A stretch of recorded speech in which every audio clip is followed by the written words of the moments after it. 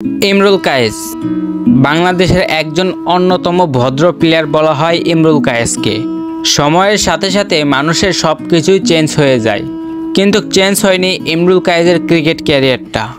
ইমরুল কায়েসের ক্যারিয়ারটা শুরু হয় 2008 সালের 14 নভেম্বর নিউজিল্যান্ডের বিপক্ষে। সেই ম্যাচে তিনি 28 বলে 14 রান করে তার ক্রিকেট ক্যারিয়ারটা শুরু করে। ইমরুল কায়েস এখন পর্যন্ত ইন্টারন্যাশনাল ক্যারিয়ারে বাংলাদেশের হয়ে এখন পর্যন্ত মোট ম্যাচ খেলেছেন 131টি এবং 3 ফরম্যাট মিলিয়ে ইমরুল কায়েসের মোট রান হলো 4350 রান। ইমরুল কায়েসের ক্রিকেট ক্যারিয়ারটা কেটেছে অবহেলায়, অযত্নশীলভাবে। অনেক প্লেয়ারই রয়েছে যাদের ফর্ম খারাপ হওয়া সত্ত্বেও তারা দলে টিকে রয়েছে, কিন্তু ইমরুল কায়েসের বিষয়ে একদমই উল্টো। ইমরুল কায়েসের অবহেলার পাত্র হওয়ার প্রধান কারণটি হলো তিনি রাজনীতিতে বিএনপি সাপোর্ট করতেন, আর এরপর থেকেই তার ক্যারিয়ারে কালো একটি অধ্যায় নেমে আসে। অনেক সময় তো তাকে হুট করেই দল থেকে বাদ দেওয়া হয়, আবার হুট করেই তাকে দলে নেওয়া হয়। তিনি নিজেও জানতেন না তার সাথে এগুলো কি হচ্ছিল।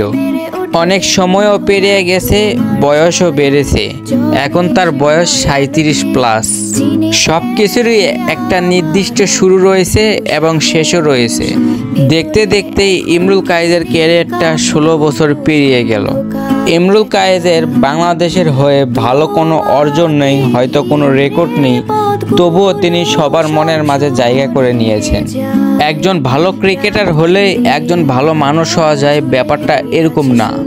ভালো মানুষ হতে হলে ভদ্রতা, আচার আচরণ, ব্যবহার এগুলোর প্রয়োজন হয়, আর এগুলো সব কিছু রয়েছে ইমরুল কায়েসের মধ্যে। ইমরুল কায়েস বাংলাদেশের হয়ে এখন পর্যন্ত মোট 60টি সেঞ্চুরি এবং 20টা হাফ সেঞ্চুরি করেছেন। যদি তার ক্যারিয়ারে আরও ম্যাচ খেলার সুযোগ পেতেন তাহলে তার ক্যারিয়ারটা আরও ভালো কিছু করতে পারতেন। বর্তমানে যেসব প্লেয়াররা রয়েছে তারা যে পরিমাণ সুযোগ পাচ্ছেন তার অর্ধেকে যদি ইমরুল কায়েস সুযোগ পেত তাহলে তার ক্যারিয়ারটা আরও অনেক উন্নতি হতে পারত। ইমরুল কায়েসকে নিয়ে কি বলবো, বলার মতো তার কোনো গল্প নেই। তার ক্যারিয়ারটা কেটেছে অবহেলায়, অযত্নশীলে। ইমরুল কায়েসের লাস্ট 4 বছরের বিপিএল খেলা যদি দেখা হয়, লাস্ট 4 বছরের ব্যাটিংয়ে টপ 5-এ 3 বারই ছিলেন ইমরুল কায়েস। তারপরেও সুযোগ মেলেনি জাতীয় টিমে। এর আগে যেসব বোর্ড প্রেসিডেন্ট ছিলেন তারা অন্ধ হয়ে গেছিলেন। তারা ওইসব প্লেয়ারদের সুযোগ দিত যাদের চাচা, মামা, খালু রয়েছে ক্রিকেট বোর্ডে, আর এইভাবেই ধ্বংস করে দিয়েছে ক্রিকেট বোর্ড ইমরুল কায়েসের ক্যারিয়ারটা। তাকে নিয়ে অনেক কথাই বলে ফেললাম। কেউ ভালো খেলে তাদের ক্যারিয়ারটা শেষ করে, কেউ আবার অবহেলায়, অযত্নশীলে তাদের ক্যারিয়ারটা শেষ। সো গাইস, ভিডিওটা এখানে শেষ করতেছি। ভিডিওটা ভালো লাগলে লাইক দিবেন, চ্যানেলে নতুন হয়ে থাকলে সাবস্ক্রাইব করবেন। সো গাইস, আজকের ভিডিওটা এই পর্যন্তই। Good night. নেক্সটে দেখা হইতেছে অন্য কোনো ভিডিওতে।